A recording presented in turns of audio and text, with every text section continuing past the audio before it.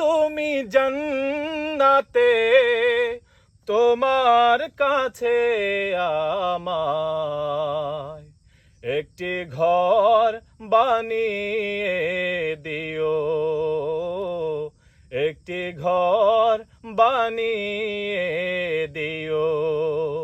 সে বিভীষিকাময় মহাদিনে তোমার প্রতিবেশী করে নিও।